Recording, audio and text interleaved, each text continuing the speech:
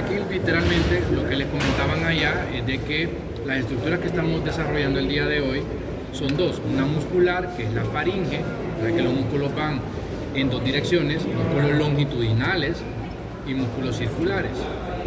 Entonces, esos músculos longitudinales son los que tienen nombre referente a dónde vienen, en el caso de la apófisis estiloides, en el caso del paladar, ¿verdad? Y en el caso de la trompa, por eso los nombres de palato faringio, estilofaringio y salpingofaringio, lo que les comentaba el doctor ahí. Luego tenemos los músculos circulares, el músculo constrictor superior, medio e inferior de la faringe. Entonces, en la base del cráneo sucede que toda esta estructura muscular va a tener un punto de inserción. Y ese punto de inserción va a ser un accidente óseo que nosotros ya conocemos a nivel de la base del cráneo. Si se fijan, todo esto es la porción basilar del hueso occipital, exactamente en el centro, que en este cráneo es bien evidente. Ahí donde estoy tocando con mi dedo, miren, y lo pueden palpar ustedes después. Ese es el tubérculo faríngeo. En ese punto se empieza a insertar la faringe. Luego va a pasar por esta línea, ¿verdad? Siempre por la porción basilar del hueso occipital. Luego pasamos por este tramo, miren, que esta es la porción petrosa del hueso temporal vista desde abajo, ¿verdad? Desde la base del cráneo. Luego, más o menos aquí por donde pongo yo la pinza, este pedazo de pinza que ustedes ven ahí, para que tengan una idea qué apariencia tiene, ahí vamos a tener a la porción cartilaginosa de la tuba auditiva o del torus tubarius o de la trompa de Eustaquio, como estamos viendo en la parte teórica. Y por último, la línea de inserción de la faringe lo va a hacer, a pesar de que está quebrado, se puede identificar aquí toda la apófisis pterigoides, se va a insertar a nivel de la superficie posterior de la lámina pterigoidea medial. Entonces, por eso es que traemos este cráneo el día de hoy, para poder entender exactamente todo ese punto de inserción de esta estructura. Vamos con otra pieza. En mi cara, esta y aquella son exactamente lo mismo, con la diferencia de que allá, por ejemplo, bueno, voy a señalar algunas cosas particulares allá. Fíjense bien aquí, lo voy a explicar todo, pero primero lo relacionado con el tema de hoy, que es el tema de faringe. La faringe, pues, es todo este espacio que vemos acá, ¿ven? Hasta aquí. De aquí para arriba todo esto es faringe. Lo que pasa es que esa estructura muscular que les acabo de mencionar está dividida en regiones. Desde la base del cráneo, exactamente, hasta el borde inferior del músculo ácigos o músculo de la úvula, que viene aquí como se origina a nivel de la espina nasal posterior, y ahí para arriba es la nasofaringe. Y la nasofaringe se comunica con la cavidad nasal por medio de las coanas. Ayer que mirábamos cráneo hablábamos de los límites de las coanas. Bueno, entonces esa estructura, esas pequeñas ventanas ovaladas, son los que van a comunicar exactamente con la cavidad nasal. Luego tenemos esta sección de la faringe que se extiende desde el borde inferior del músculo ácigos o músculo de la úvula hasta el borde superior de este cartílago que tenemos acá, que tiene forma de hoja, que les habíamos mencionado ahí en la parte teórica de que es uno de los cartílagos impares. El nombre del cartílago es epiglótico o epiglotis, ¿verdad? Es lo mismo.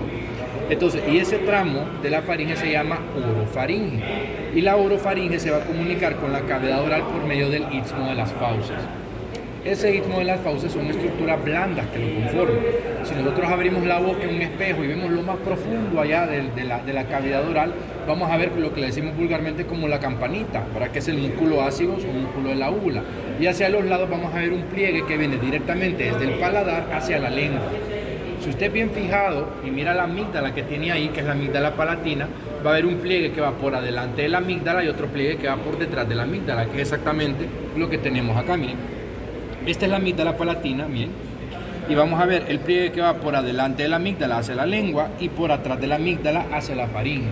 Entonces el pliegue, el que va por adelante de la amígdala, se llama pliegue palatogloso, porque viene el paladar hacia la lengua. Entonces el pliegue palatogloso más el músculo ácigos, eso es lo que delimita el istmo de las fauces, o sea, comunicación, repito, entre orofaringe y cavidad oral.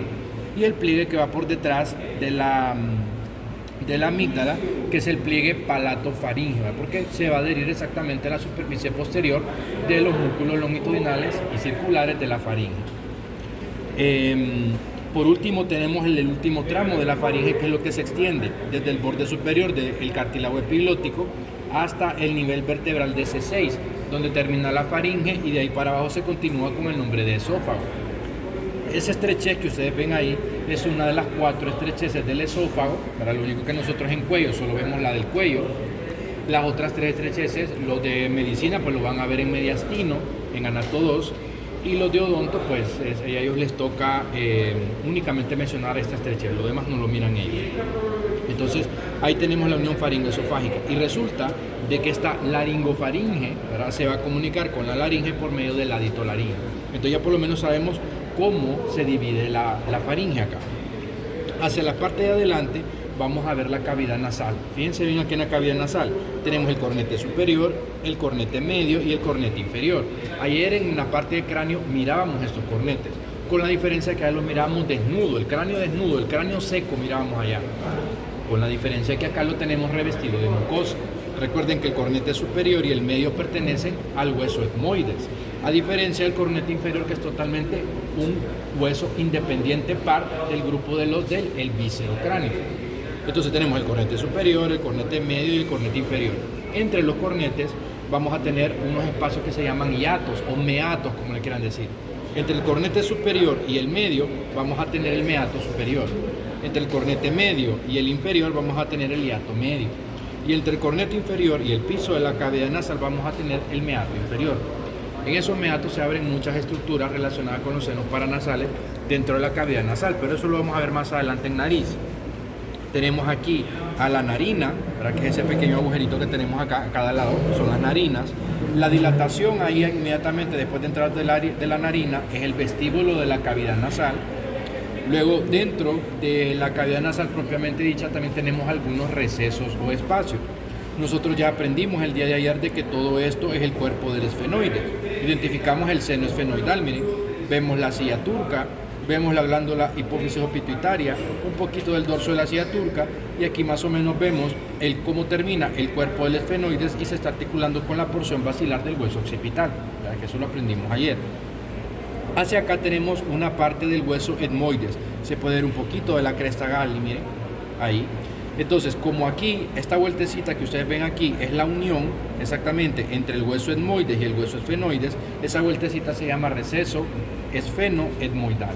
Y en ese receso esfenoetmoidal va a haber un pequeño agujero donde va a drenar el seno esfenoidal a la cavidad nasal.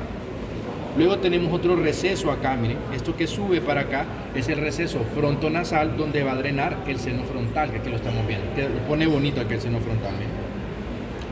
Luego hacia atrás, más o menos a esta altura, tendría que estar las coanas.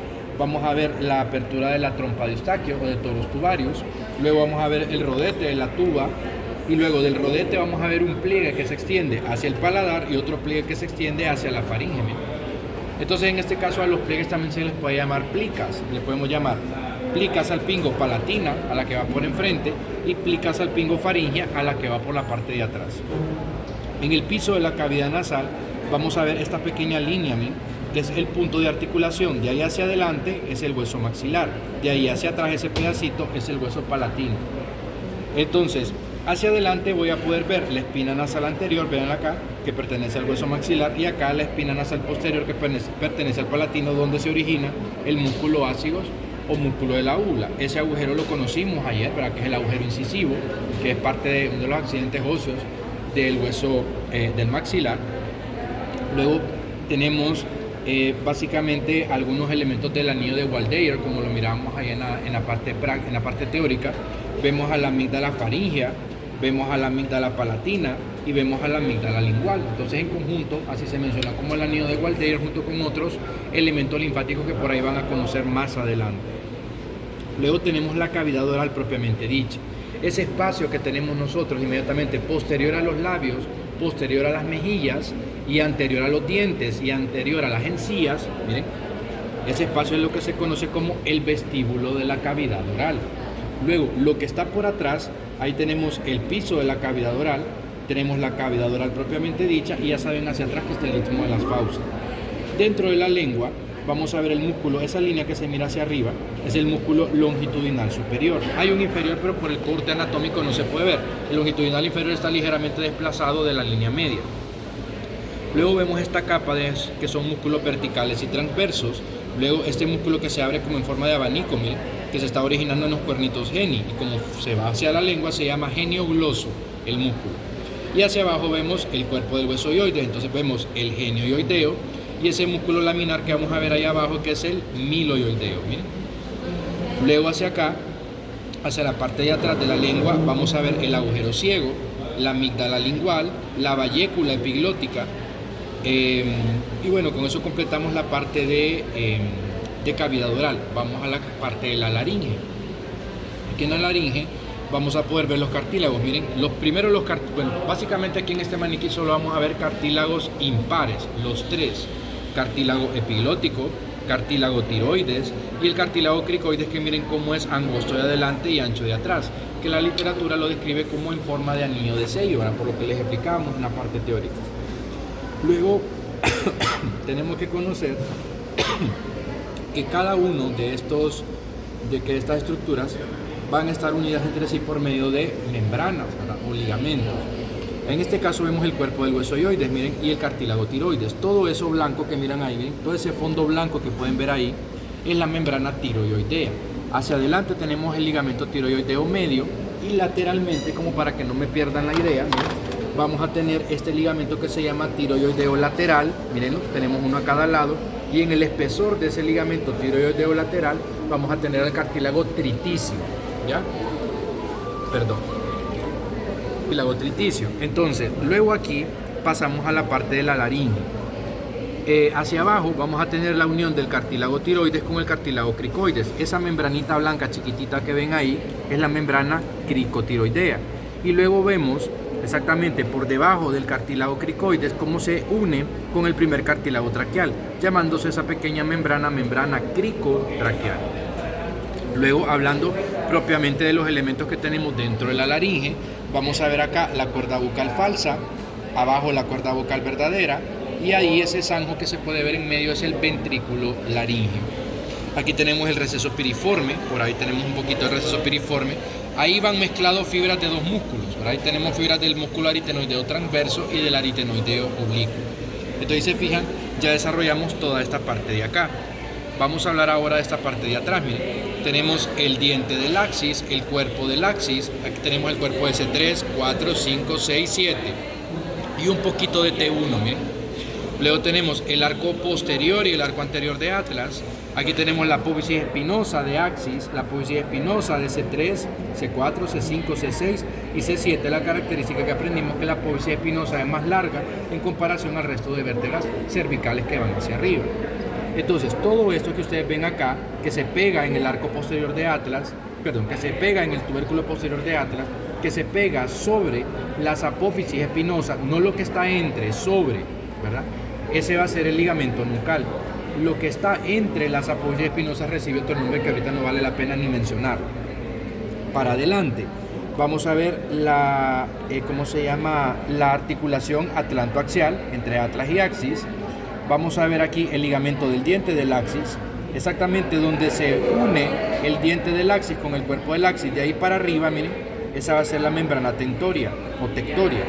Luego esta sería la membrana faringobacilar, el espacio, ¿verdad? Retrofaringeo, lo que les decía el doctor, que era una comunicación del cuello con el mediastino, y que cualquier lesión, ¿verdad? Grave a nivel de la faringe con mucha facilidad, patógeno, pus, ¿verdad? Puede llegar con mucha facilidad al mediastino y bueno, complicarse. Luego para adelante vamos a ver a la membrana atlanto-occipital anterior, miren, porque viene al arco anterior de atlas, y atlanto-occipital posterior, que viene al arco posterior de atlas. Entonces, se fijan, hemos venido mencionando todos estos elementos de acá. Corte y haga otro video.